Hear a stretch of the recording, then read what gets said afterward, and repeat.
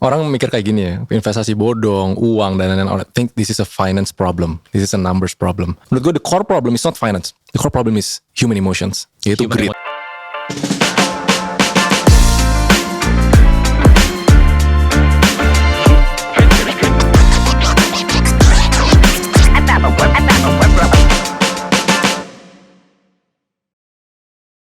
Sit back, relax, let's talk. Welcome to Spot. Gue Aldi Sageri, head dari wholesale distribution dari Cylinder Capital. Kali ini kita kedatangan tamu yang sangat luar biasa. Gue yakin banyak dari kalian udah banyak ngelihat mukanya dia di banyak platform sosial media. Aktif memberikan edukasi terkait investasi dan finansial. One of the co-founder dari Ternak Uang. Please welcome Raymond Chen. Halo bro, apa Halo kabar? Bro. Baik bro, thank you udah spend waktu untuk bisa hadir di Spot kita kali ini ya bro. Nah, kita santai aja bro diskusinya. Sebelum kita banyak diskusi bro, gue pengen tahu dulu sih. Jadi your background story. Jadi gue pengen ngulik-ngulik dulu dikit lah. Jadi lo tuh sekolah di mana? Your family background seperti apa sampai akhirnya lo bisa bikin bisnis seperti Ternak Uang kayak gitu. Ujung-ujungnya tuh bisa bikin bisnis tuh gimana sih perjalanannya? Orang kira ya kayak kalau orang ngebangun bisnis gede itu dari background keluarga bisnis yang hebat atau punya itu. Tapi enggak, background keluarga gue tuh semuanya karyawan.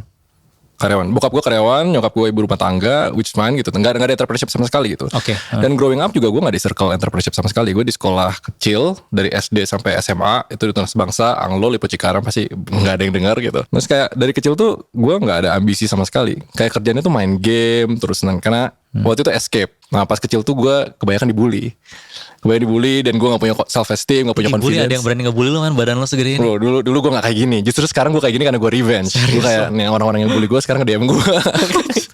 Nah jadi dari sana ya udah oke ternyata hidup gue ya gitu-gitu aja. Gue kira kayak ya udah bakal jadi biasa-biasa aja. Ternyata pas kuliah gue juga pilihnya computer science, kuliah di BINUS. Lalu kuliah di BINUS ngambil computer science. Computer science. Okay. Jadi orang kira bakal di bisnis nggak computer science. Waktu itu mikirnya karena gue suka main game, computer science bakal banyak main game. Ternyata enggak gitu.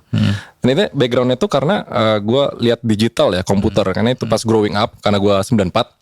Oh 94 ya kayak 94. Ceritanya Mark Zuckerberg, Bill Gates, pokoknya naik semua ya. Tech entrepreneurs itu bakal jadi kayak wah gitu lah, keren banget gitu.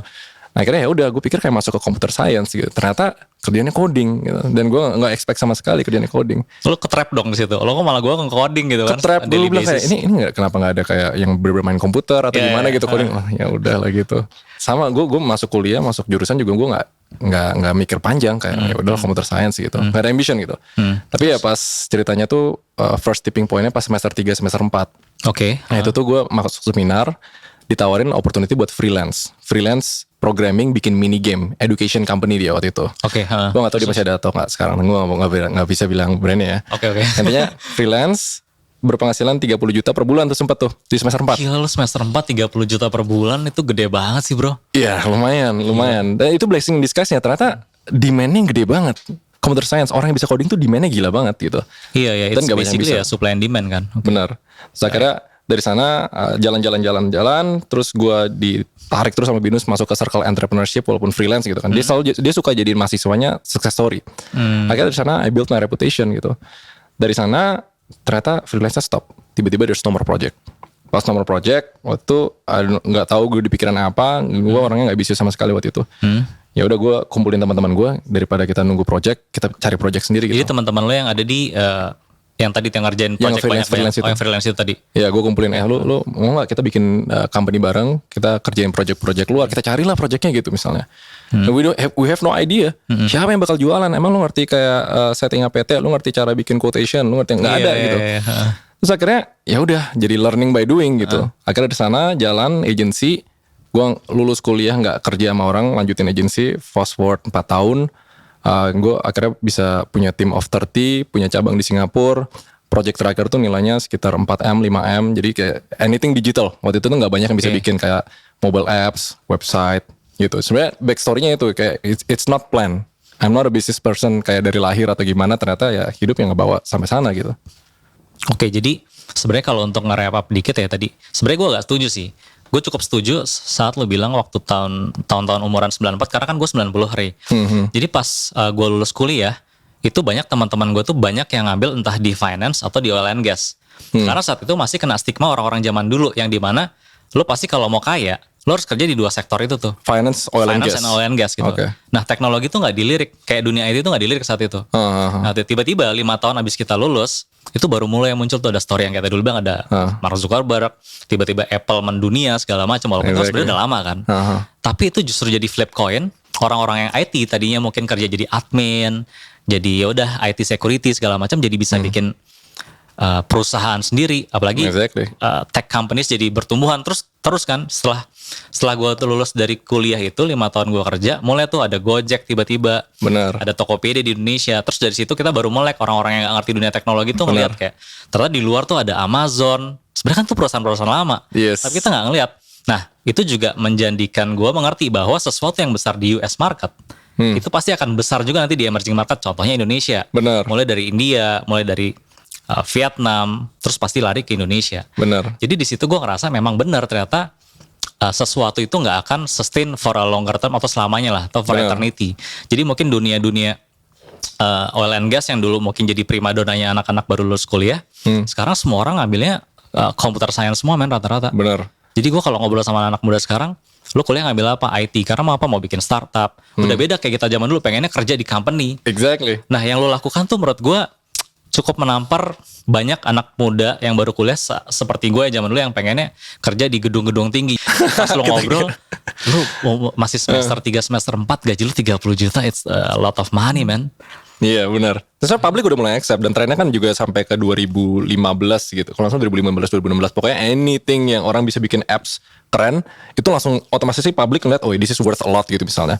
Padahal udah kejadian .com bubble burst gitu. Betul. Tapi tetap 2015 anything trennya itu mobile apps kan. Mobile apps everything itu kayak dinilai bagus gitu. Terus sekarang trennya orang yang dicari tuh, gue lupa deh, kayak di tahun 2016, 2017 trennya kayak, oh lu bangga pakai jas ke kantor, pakai apa? Sekarang tuh jeans, kaos, kerja di kafe gitu. Jadi stigmanya agak berubah gitu sana gitu. Iya, karena memang sekarang kan kita masuk di era transformasi juga ya, di mana sekarang perusahaan-perusahaan yang very konvensional mau nggak mau mereka harus adapt sama sesuatu yang berbasis teknologi atau digitalisasi. Karena kalau nggak pasti lu nggak akan survive kan. Nah, dari tadi lu bikin agensi ya, akhirnya lu bikin PT kan? PT. Sampai akhirnya lu bisa fokus bikin another business itu tuh gimana ceritanya tuh? Journey-nya tuh kayak gimana? Journey-nya, again, ini kan sebenarnya karena gak di plan.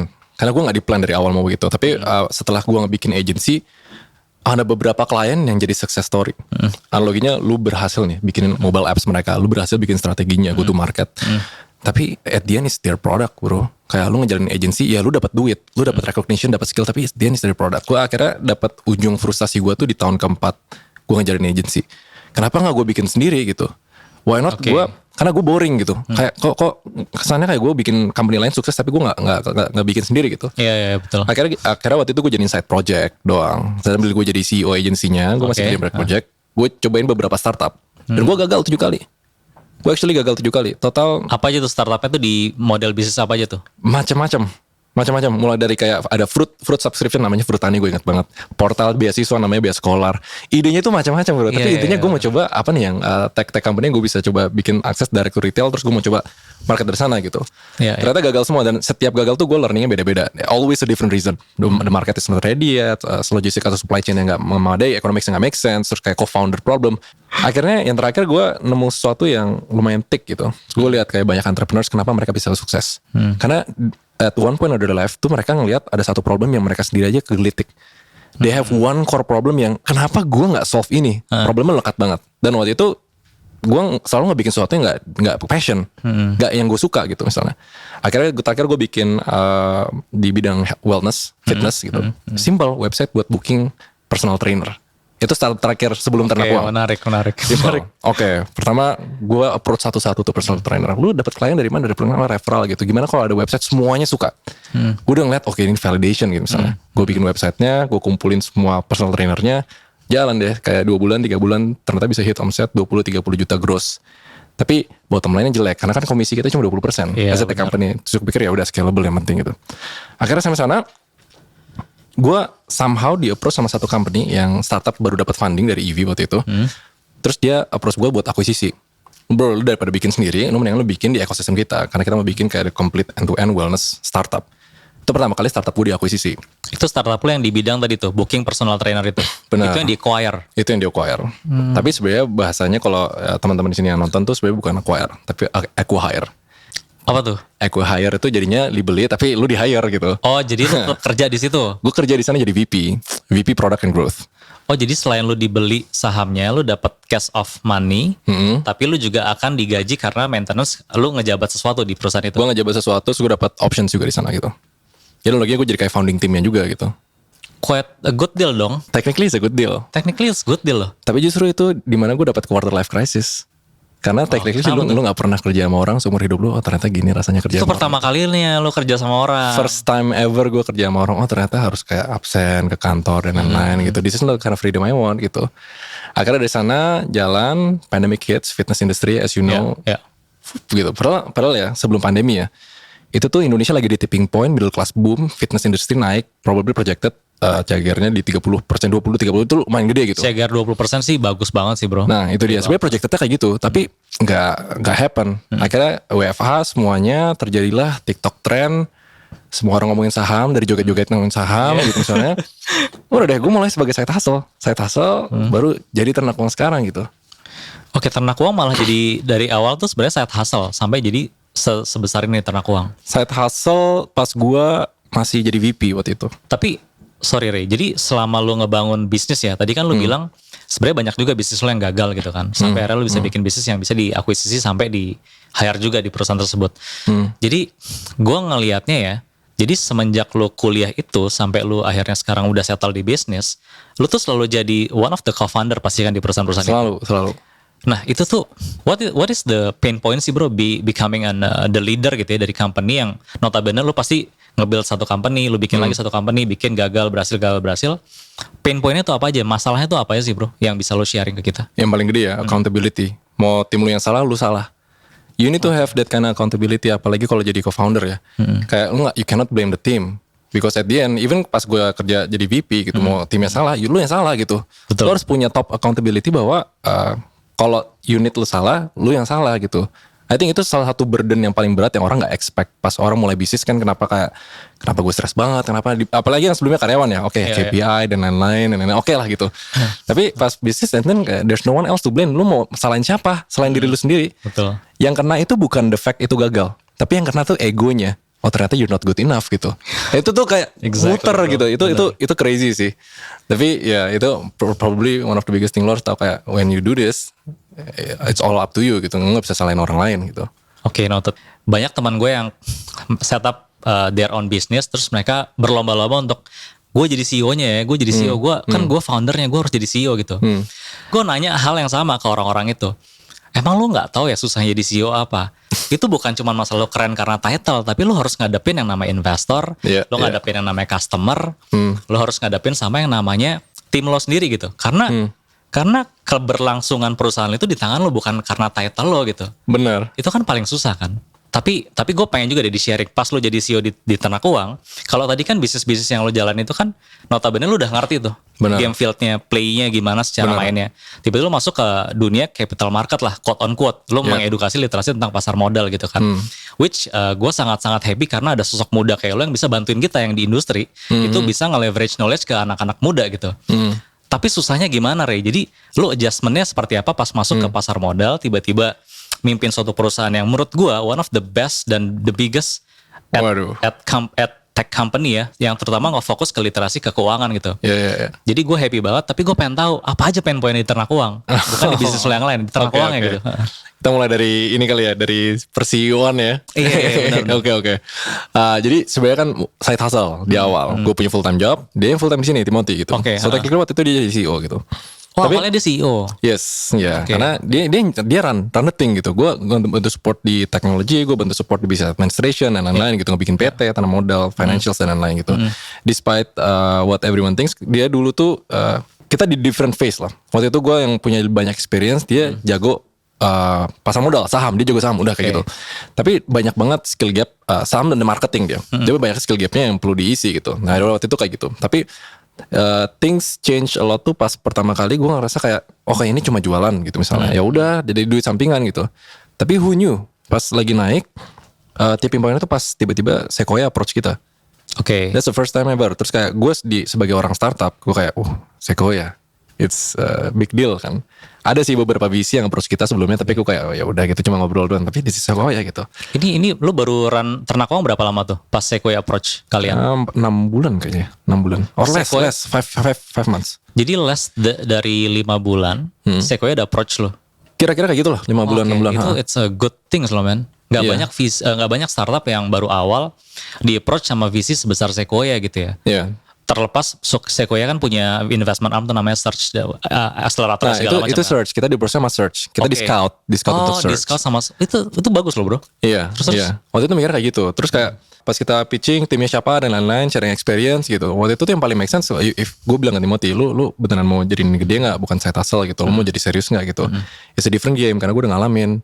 Saya kira mikirnya siapa yang punya the most experience, dan at least kalau dari investor kan mereka pengen lihat the company is led by someone yang punya stability atau experience di sana gitu. Betul. Akhirnya kita berdua agree on it. Oke, kita mau ambil jalur ini, lu jadi CEO. Nanti one day mungkin kalau misalnya dia udah mulai capable dan lain-lain, boleh juga jadi CEO. Gue bukan tipe yang bakal fight for title. I'll just let orang yang emang bisa lead the company gitu. Jadi Itu nggak gampang loh kan. Dan itu menurut gue keputusan yang paling tepat dan paling benar tapi paling susah emang kayak gitu. agree. Dan waktu itu gue kasih statement ke semua orang gitu. Kayak if someone thinks mereka bisa do a better job gitu misalnya, silakan. Kayak this is for the best of the company. Dan lu harus punya mindset itu. I think gak banyak orang punya mindset itu ya. That's the leadership man. Orang nggak banyak punya itu. Lu harus think of the best of the company, not yourself gitu. Iya, Karena you want the company grow, bukan lu personally grow juga gitu. Tapi mungkin pain point yang paling gede yang orang agak sedikit lupa pas jadi CEO. Your risk rewardnya tuh kadang nggak balance. Karena in reality startup lebih banyak gagal daripada sukses. Iya man. Ya kan? Dan gue selalu open. Bisa nggak Ternak Uang gagal? Bisa. Nggak ada yang nggak mungkin gitu. Tapi who's gonna be the fall guy pas jadi gagal? Siapa yang bakal ditunjuk kalau misalnya something happen? Siapa yang bakal kayak dikenal sebagai orang yang gagal melakukan itu? Iya, gitu. iya, benar. Jadi ada di sananya juga. And berapa banyak 50 orang yang sekarang kerja di Ternak Uang nunjuk ke siapa kalau misalnya itu gagal? When you make stupid decision dan lain-lain, there's no one else to blame. Balik lagi ke accountability-nya gitu. Itu probably kayak the most yang paling orang harus ngerti before becoming a CEO sih.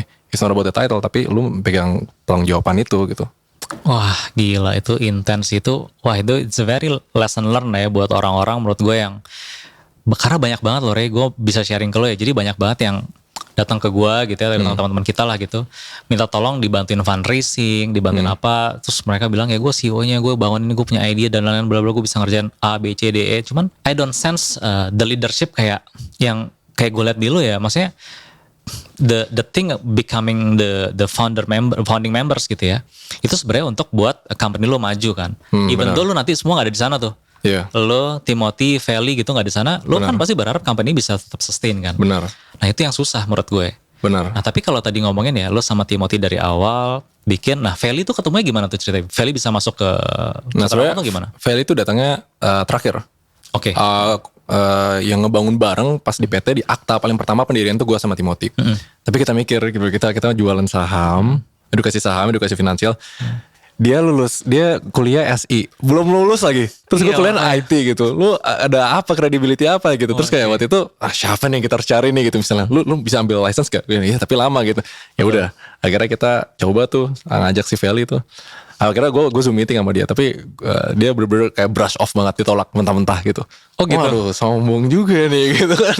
Tapi waktu itu Ternak Uang belum biasa aja lah, masih biasa aja. Udah ada nama tapi biasa aja.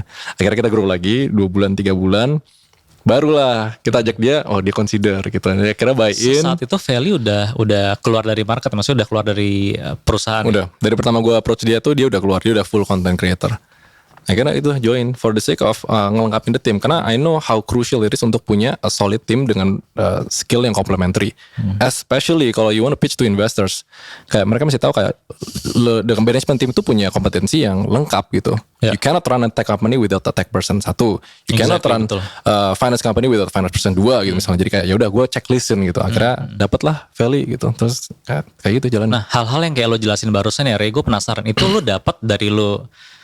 Karena pas lo ngejelasin banyak hal tentang leadership things ya, itu kan biasanya kalau gue dengar banyak founder atau CEO dari perusahaan besar, or bahkan Gojek waktu itu gue sempat dengar Nadiem Makarim cerita, Dia bisa seperti itu karena dia pernah kerja sebelum, dia ngerti how to run the company, how to managing the people, how to stay on the business plan dan ngejaga track record supaya tetap on the track gitu kan.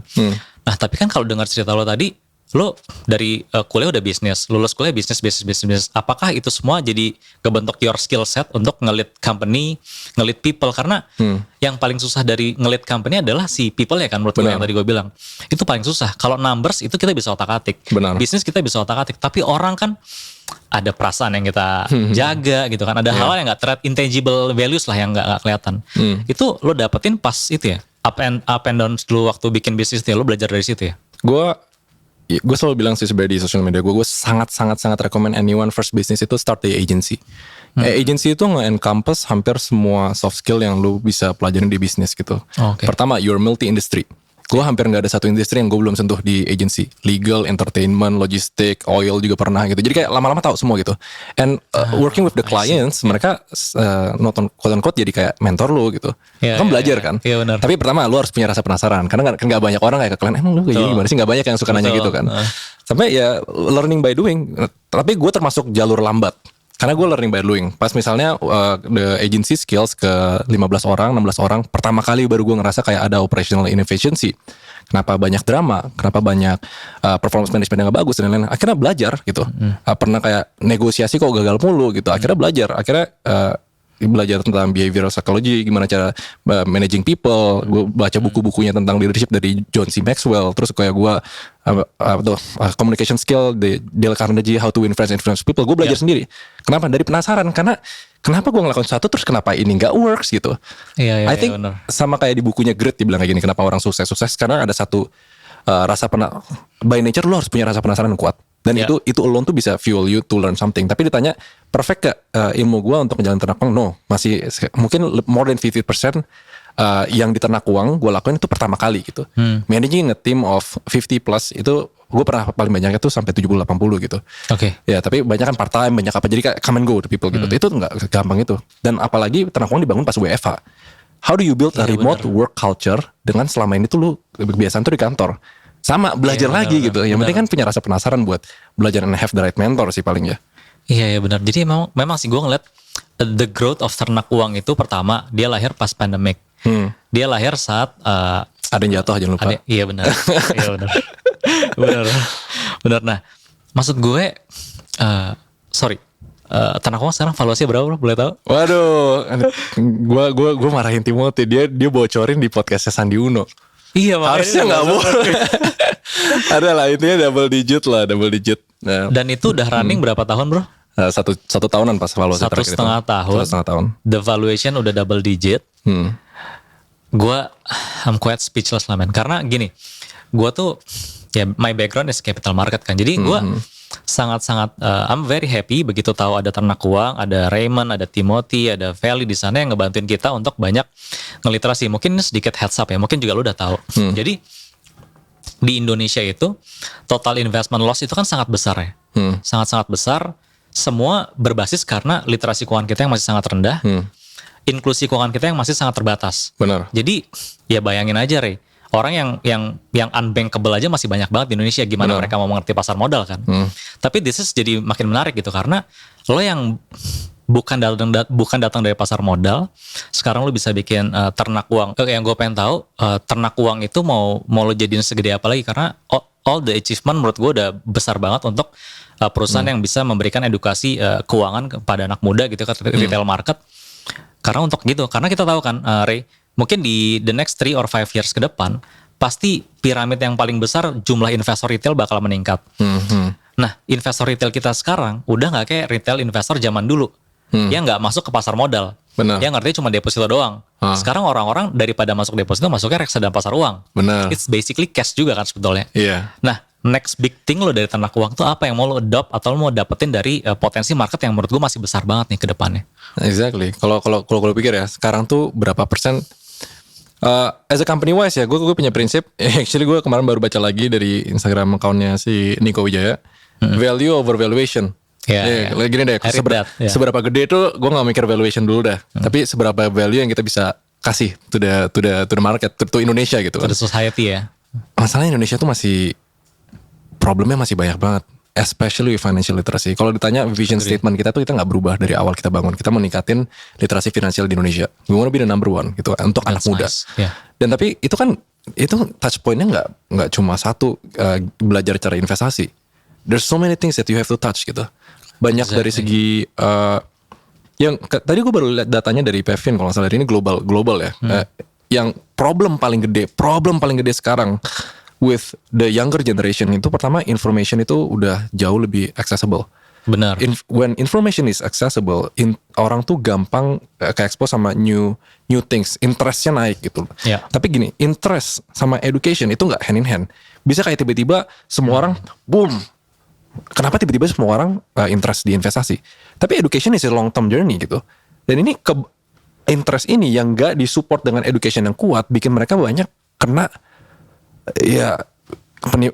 penipuan tuh paling banyak di generasi yang menurut gue ini lumayan banyak sih generasi ini ya. Okay. Ya, dan itu ngebuka banyak celah, and itu celah yang sebenarnya kita belum sentuh dari ternak uang. Banyak banget secara produk offering dari segi bisnis model kita, itu kita belum sentuh sama sekali. So I think we still have a very long way untuk reach our vision. So seberapa gedenya, I wanna see the whole millennial sama Gen Z. Kita millennial sama Gen Z aja. Betul. Itu yang literasi finansial Gen Z itu paling rendah 43% something, millennial itu 48, boomer itu sekitar 50 something. Kalau di Indo kalau nggak salah on average juga nggak bagus gitu. Ya udah itu dulu kita fokus gitu. Bentuknya gimana? Ya kita masih figure out. Namanya startup, kita try to adapt. Nanti siapa tahu yang rame itu penipuan bodong di mana gitu. Sekarang kan lagi rame tentang kripto. Kripto so scary ya. Karena adoption kripto tuh 3 kali lipat. Betul. 3 kali lipat daripada saham. Tapi sekarang kayak ya kita lihat ada beberapa yang udah mulai healthy withdrawal, ada yang mulai chapter 11 bankruptcy, terus kayak kenapa nih udah mulai banyak nih kripto perubahan, Tesla baru jual 75% Bitcoin ya, apa what's happened to the news. Tapi masalah bayangin all this Gen Z yang invest cuma karena menarik gitu, tapi belum less than 1 year actually investing di kripto. Kabarnya mereka gimana kalau mereka tiba-tiba nyangkut gitu atau hilang gitu. Exactly. The biggest problem kalau mereka nyangkut dan mereka nggak educated, you will lose them forever. Atau at least berapa tahun sebelum mereka berani masuk lagi, itu bahaya for the market kan. Jadi masih banyak lah yang kita perlu solve ya. Ya nice. Nah ini menarik nih, Ray. Jadi gue sebenarnya juga tahu ya. Jadi kalau tadi lu sempat mention ya, investor reksadana atau saham itu kalau nggak salah on last numbers that I know itu sekitar 7 sampai 8 juta. Benar. Tapi pasar modal kita tuh ingat udah berapa lama kita berdiri? Lebih dari 10 tahun bro, ya kan? Kripto masuk di Indonesia tuh mungkin 3 tahun doang terakhir. Baru 1,5 tahun mereka baru mulai ngomongin. Investornya 2021 kemarin itu udah 11 juta. Gue gak tahu detik ini kita ngobrol udah berapa juta. Tapi kan itu udah overlap kita punya investor reksadana atau saham kan.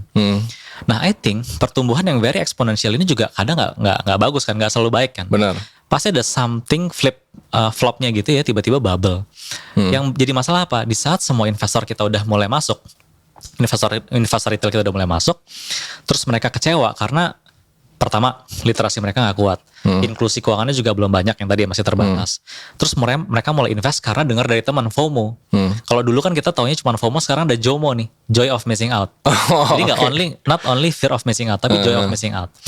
Jadi karena mereka dengar dari teman, mereka dengar dari banyak grup Telegram, community, mereka starting to invest with no fundamentals. Benar. Yang jadi masalah apa? Begitu mereka loss, mereka stop becoming an investors. Jadi makin lama kita meningkatkan jumlah investor kita dengan literasi yang kita jalanin on daily basis gitu kan. Benar. Nah itu menurut gue bahaya. Kayak sekarang di 2022 ya, year to date, itu investment loss aja udah sampai 150 miliar. Year to date nih ya. Kalau kita track 10 tahun mungkin darah triliunan kali ya. 114 triliun. 114 triliun exactly.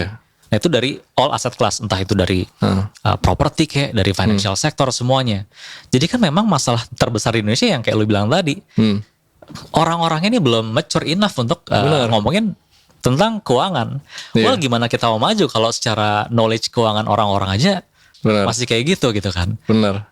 Iya man, itu it's very tough itu. Jadi yang pengen gue tahu kayak kemarin deh sempat ada yang ribut-ribut masalah penipuan dari robot trading yang mungkin lo juga sering banyak ngomong ya. Cuman maksud gue itu kan memvalidasi ya, masalah yang kita alamin ini tuh benar-benar real gitu loh. Masih banyak banget orang yang ketipu. Benar. Even though pas kasus itu keluar dan udah banyak banget yang makin aware tentang penipuan, masih ada juga bro yang ketipu. Benar. Jadi memang orang Indonesia secara behavior dan nature gitu ya, mereka tuh suka sesuatu yang sangat manis dengar dari orang, berkumpul ngobrol, invest, atau Iya. beli apapun tanpa ada fundamentals, tanpa ada knowledge-nya. Bener. Nah menurut lo gimana tuh buat kita beresin itu semua? Orang mikir kayak gini ya, investasi bodong, uang dan lain-lain. I think this is a finance problem, this is a numbers problem. Orang lupa, they don't factor in the human problem gitu loh. Menurut gue the core problem dari semua ini adalah ya we're human gitu loh. Kita manusia yang punya yang emotion kadang drive more decisions than logic. Dan emotion yang paling parah belakangan ini menurut gue the core problem is not finance. The core problem is human emotions, yaitu Human greed. emotions, greed ya. Greed, Oke. FOMO dan lain-lain. Dan masalahnya itu didukung sama the public and social media sekarang. Lebih gampang konten mana yang naik. Bro, gue ajarin nih saham tuh bikin-bikin dibanding lihat mobil gue nih cuan dari trading. Benar Lebih sih. gampang mana yang naik gitu. And the public supports it gitu. Masalahnya there's nothing we can do about it selain masalahnya gini, social media punya obligation untuk mereka punya community guideline untuk make sure itu produktif. Tapi mereka nggak, it's not in their interest untuk turunin yang secara psikologi mungkin malah bikin orang punya different approach terhadap finance gitu. George Soros bilang kayak gini kan, investing should be boring. Kalau misalnya lu suruh investing, probably not doing it right gitu. Ya benar. Masalahnya di social media 90% of Gen Z ngerasa investasi itu keren. Saham itu kayak naik turun, trading, leverage trading 120x gitu misalnya di Binance crypto gitu. Orang taruh 1 juta bisa dapat 100 juta. Jangan lupa lu taruh 100 juta juga bisa jadi 1 juta gitu. Benar. Those are the kind of thing yang fundamentally itu susah karena it's not finance, it's human emotion and human behavior. Cara solve-nya gimana? Kita harus kayak counter balik gitu loh. Walaupun bakal selalu lebih banyak orang yang pamer dan lain-lain yang bukan menunjukkan lifestyle, menggampangkan sesuatu tuh lebih banyak. Dan sekarang lagi rame tuh globally, nggak tahu lu tahu namanya atau nggak, Andrew Tate. Tahu. Ya, Tahu. dan naik gitu Gila. misalnya. Itu kan itu lebih dibanding kayak orang yang actually itu gitu. Iya. Tapi ya you cannot blame the situation karena memang by nature dari dulu it's been like that. Yang kita bisa lakuin adalah ya kita isi yang di bagian satu lagi. Become responsible with what you're sharing gitu misalnya. Kalau lu mau bilang kayak, weh seru nih bisa punya mobil, boleh gitu. Tapi habis itu dijelasin why, how, gimana, the fundamentalnya tuh kayak gimana gitu misalnya. Cuma with this problem sih, it's not a finance problem, it's not a money problem. Tapi gimana caranya kita bantu human punya emotion yang gak overwhelmed by greed. Orang yang taruh di sana tuh greed gitu misalnya. Udah ada jelas-jelas produk yang mungkin bisa 10-15% per tahun, dia mau 40% per bulan dan lain-lain gitu. So itu yang harus diajarin lagi ya, I would say ya. Nah kayak tadi tuh hal-hal penipuan itu, lu pernah nggak alamin kayak di lu sendiri mungkin ada case scam atau bahkan teman-teman lu, saudara lu, family lu segala macam, ada nggak di sekitar lu yang kayak gitu-gitu? Ada banyak banget. Gue sendiri aja juga tahu kena gitu loh. Lu pernah kena? Ada kena. Apa Rey? Robot trading. Gila.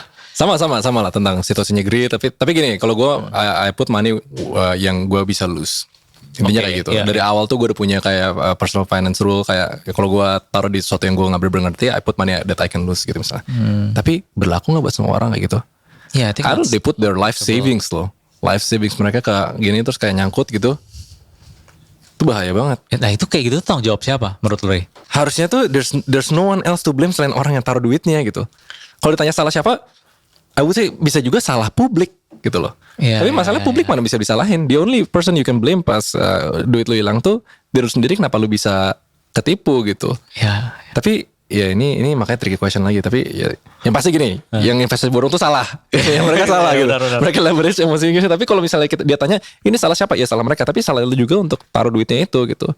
Sama lah. Jadi kayak bahayanya itu gini. Gue udah ngalamin. Ini bukan investasi bodong ya. Di tahun 2017 tuh kripto kan sempat naik banget tuh. Itu pertama kali kayak kedua kalinya kayak Bitcoin tiba-tiba go mainstream gitu kan. 2017 tuh gue make 500 million dengan modal 50 juta. 10x in 1.5 months gitu misalnya.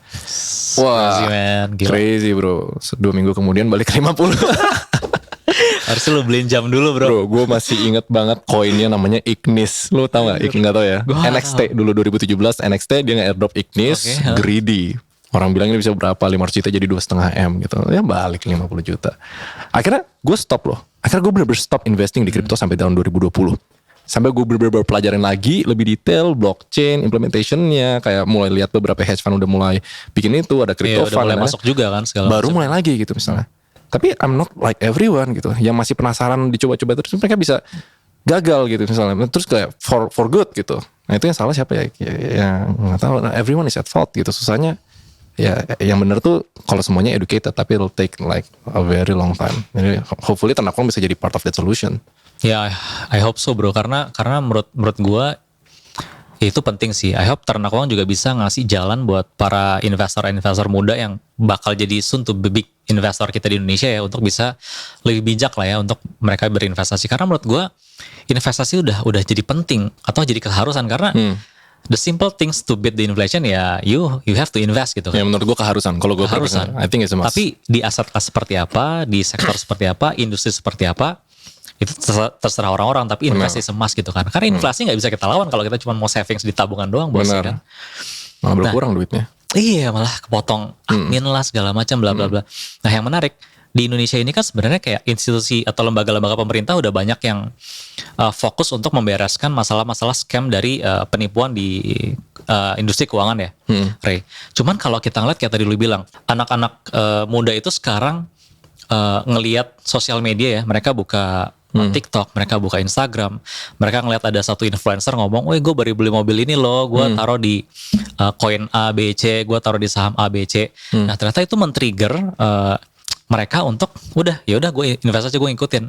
Tapi kan mereka nggak tahu si tukang pom-pom ini nih, si influencer ini dia masuk di harga berapa, dia keluar di harga berapa. Jadi kan itu it's a game things juga gitu di pasar modal. Dan menurut lo para influencer pasar modal yang memberikan kayak influence ke market gitu ya, jelas-jelas yang mereka punya followers banyak, mereka punya community base yang besar, ngasih tahu beli saham ini, jual saham itu, goreng ini bisa naik berapa segala macam, itu gimana tuh? Menurut lo apakah itu benar? Apakah mereka melakukan itu dengan proper yang very proper untuk melakukan itu? Karena menurut gue stock picking ya itu biasanya dikeluarin karena ya my background dari dunia institusi perusahaan gitu kan. Kita biasanya tahu stock picking itu karena kita habis baca report dari perusahaan sekuritas tuh bro. Kita baca, wah ternyata laporan dari sekuritas A, sektor ini menarik nih karena punya story A, B, C, D gitu kan. So kita bisa taruh, oke, target price gini, nanti segala macamnya berapa. Cuman kalau mereka kan, I don't think mereka punya certificate gitu kan untuk capable menjelaskan tentang satu emiten. Mereka tahu benar-benar cara ngebaca financial statement sampai tahu modeling pricing gitu kan. Nah, menurut lu tuh kayak gimana? Apakah itu lumrah atau harusnya itu diapain gitu supaya anak-anak ini tuh nggak semata-mata dengerin aja langsung invest? Menurut lu gimana, Ray? Menurut gue ada dua approach di sini. Pertama, bagian pertanyaan yang lumayan jebakan ya. Bisa nggak pasar modal kita grow sesignifikan ini tanpa orang-orang itu sekarang? Orang-orang yang actually kayak menjebak orang lah. Wah, maybe not, right? Maybe not. Ya, yeah, agree. Gue dulu sempat gue mikir ya kayak, aduh, I hate this guy gitu, kayaknya orang adalah satu. Lu juga tahu. Tapi gue mikir, mungkin nggak pasar modal kita segede sekarang kalau nggak ada orang-orang kayak dia gitu. Jadi, menurut gue gini, satu, clickbait. Ini kayak kita bikin YouTube tadi clickbait. Clickbait is good, it's fine gitu.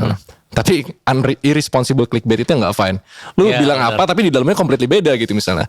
Kalau gue biasanya kayak gini, clickbait ada role-nya gitu, mau nggak mau gitu, you have to, lu mau Gen Z start investing, tapi coba kita lihat laporan keuangan kita kali ini, it doesn't work gitu misalnya. Yang benar tuh kita clickbait, tapi di dalamnya ini, are you responsible enough buat kasih follow up information, misalnya kayak, oh jangan lupa, tapi kalau kayak gini portfolio manajemennya harus jelas, maksimal segini %, gini-gini, responsible nggak di sana gitu? Ya betul. Kadang itu bisa two different people, kadang ada orang yang ngebuka, ada orang lain yang ngeberesin. Sekarang tuh banyak Ternak Uang lumayan beresin orang-orang kayak gitu, lumayan banyak.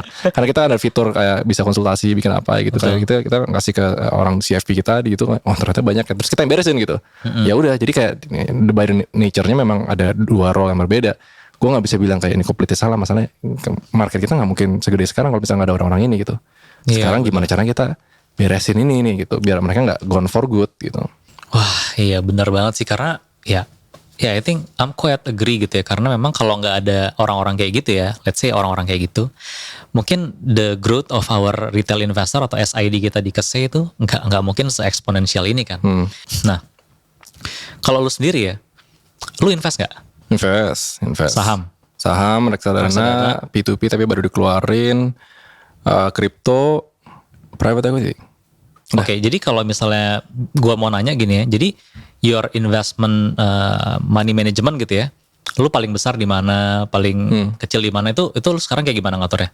Gue sebenarnya lebih banyak di reksadana ya, kayak ada tipe orang kan, gue nggak really aktif di market kayak pantau, analisa dan lain-lain. Jadi saham kayak, ya berarti ya?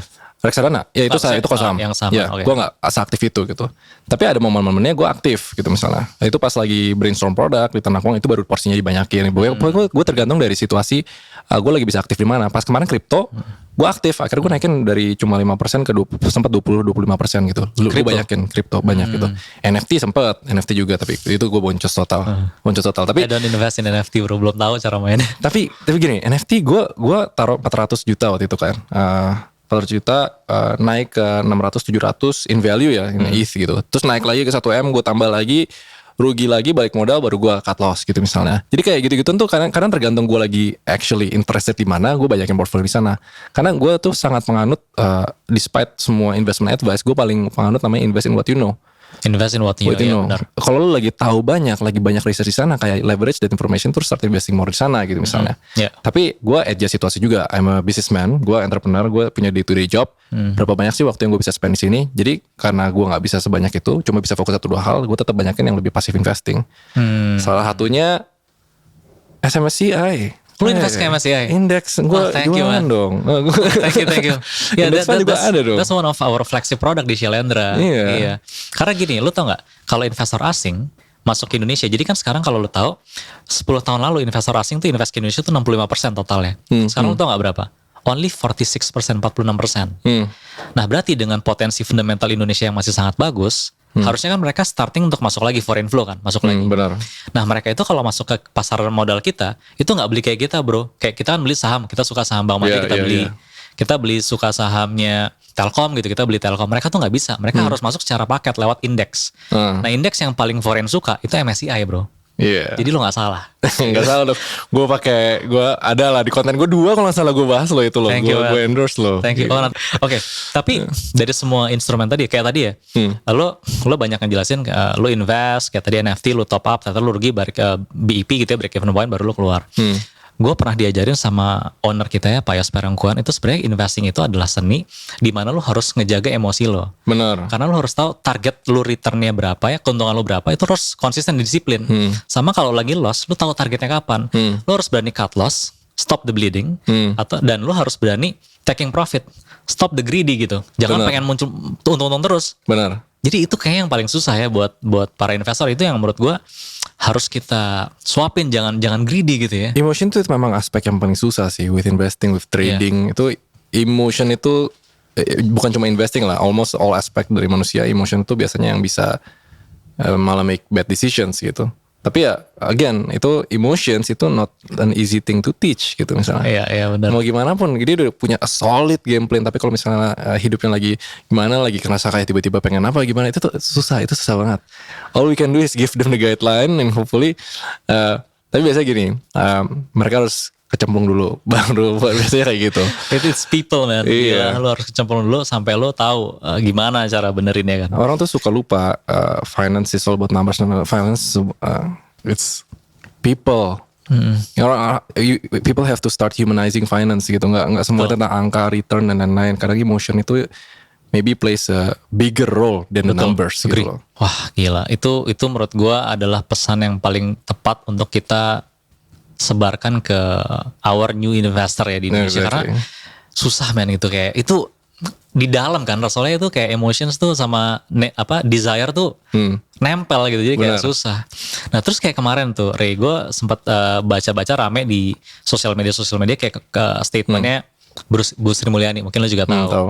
Anak muda susah beli rumah. Nah menurut lu gimana tentang statement anak-anak muda bakal susah beli rumah? Apakah itu bisa dibenerin?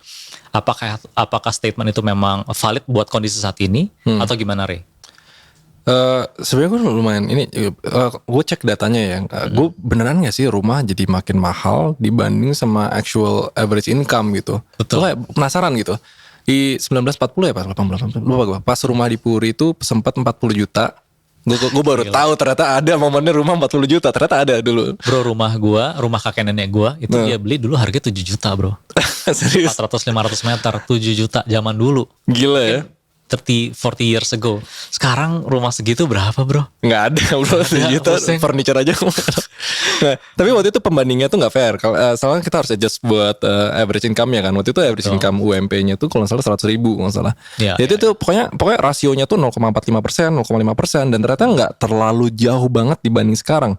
Tapi kenapa sekarang jadi lebih susah? Karena I think pertama lebih banyak orang beli rumah for investment, apalagi yang lebih punya banyak duit. Pertama, it will drive the prices lebih naik lagi dan nggak kekejar sama the average income yang orang growth-nya tuh nggak apple to apple gitu.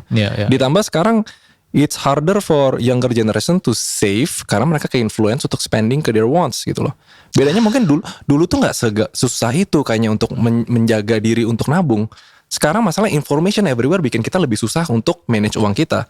So I think it's a personal finance thing more than the investment thing ya. Kayak kita harus ubah behaviornya, bikin orang tuh lebih gak gampang tergiur untuk spend ke wants-nya mereka, dan mereka bisa actually save. Tapi kalau secara situasi finansial ya, especially kalau kita lihat millennial Gen Z, tapi ini berlaku untuk yang bukan UMP ya, bukan UMR ya. Mereka actually have a fair chance untuk beli rumah gitu. Cuma what about the others gitu loh. Tapi itu nggak represent ya. Bisa aja gaji belasan juta tapi mereka terpancing ke wants-nya mereka, akhirnya mereka nggak bisa beli rumah. I think back to the behavior sih. Menurut gue not about the numbers, tapi more on the behavior di younger generation itu jadi susah nabung gitu. Oke, tapi I agree, ternyata emang benar lebih susah gara-gara itu kayaknya.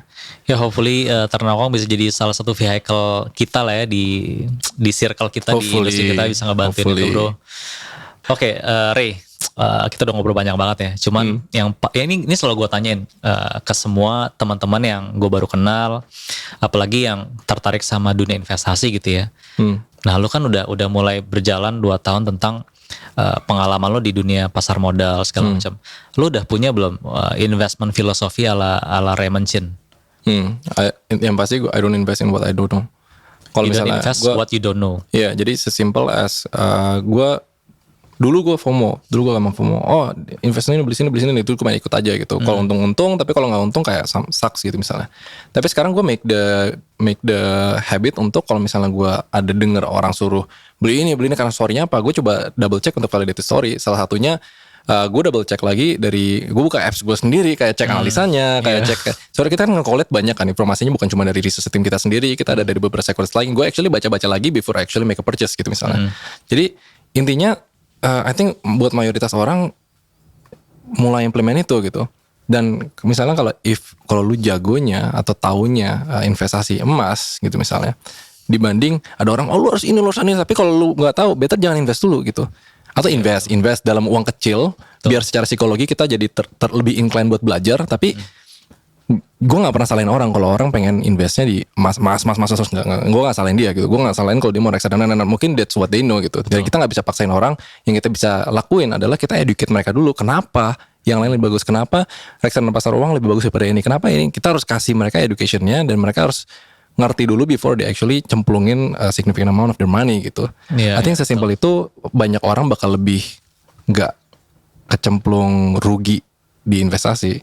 Kalaupun rugi, ini mereka tuh lebih tenang. Betul. Karena yang bikin orang stres itu bukan karena bad thing happen, tapi karena mereka nggak expect that bad thing to happen. Mereka nggak tahu apa-apa. Nah itu dia, tahu-tahu kok rugi gitu. Sedangkan kalau masuk ke kripto and you well know volatility, dan sekarang market lagi nggak bersahabat, terus kayak kenapa inflasi mempengaruhi high risk asset, turun pun ya udah gitu, ngerti nggak? Beda gitu. So itu sih filosofi gue, kayak yang penting pelajarin dulu sebelum you actually invest. Iya benar, karena outputnya kalau kita nggak punya all the fundamentals itu, di saat marketnya bearish kayak sekarang, orang-orang cabut. Yang nggak tahu nih ya. Benar. Tapi kalau orang-orang kayak kita yang udah tahu marketnya bearish, kita hajar men. Iya benar banget.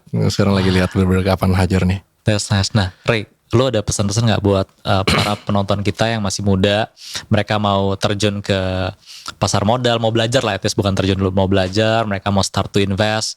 Pasti kalau tadi satu pesan lo adalah start very small ya, jangan terlalu menggebu-gebu, karena Warren Buffett bisa sebesar itu juga dia invest dengan small money kan, masih kecil. I think all the success investor kita di Indonesia juga seperti itu. Nah, lu punya pesan nggak buat para penonton kita, kira-kira apa yang mereka perlu bekali diri mereka untuk mereka bisa jadi investor hebat seperti Raymond Chin lah, dan lain-lain. Kita simpel aja, kita tanya, kalian mau jadi Warren Buffett gak? mayoritas orang bilang mau. 90% gue gak pernah ketemu yang mau gak 40 tahun 50 tahun konsisten investing. Gak mau bro. Nah lu belajar. Intinya kayak gitu. Itu pesannya sabar, keep consistent, karena it's a never ending learning. Bisa jadi 5 tahun lagi is completely different philosophy dari kalian investing sekarang gitu. Keep learning intinya, stay updated. Oh, cek ternak uang jangan lupa. Cek ternak uang. Nice. Thank you banget Ray. Jadi oke, all the things yang kita obrolin semoga bermanfaat. Gue harapin diskusi kita dan visi misinya ternak uang ke depannya untuk bisa mengedukasi masyarakat lebih luas untuk bisa meningkatkan inklusi, mengatasi masalah financial management, mengurangi scam ya, hopefully ya. Terus juga yang paling penting ya tadi kita sempat bahas, gimana caranya kita bisa bikin anak-anak muda kita tahu cara membuat aset mereka bekerja lebih keras daripada diri mereka, sehingga merekanya bisa lebih lelo kayak di US bro. Kayak di US. Itu kan Sri Mulyani juga kan? Iya tuh Sri Mulyani juga. Kita harus kayak gitu. Gimana caranya? Kalau kita nggak mulai dari generasi yang muda kan? Benar. Thank you so much Ray. Thanks for coming. Thanks for having me. Very inspiring story-nya. Gue Aldis. Gue Raymond. Kita mau undur diri. Sampai jumpa di episode selanjutnya. Alright. Dadah.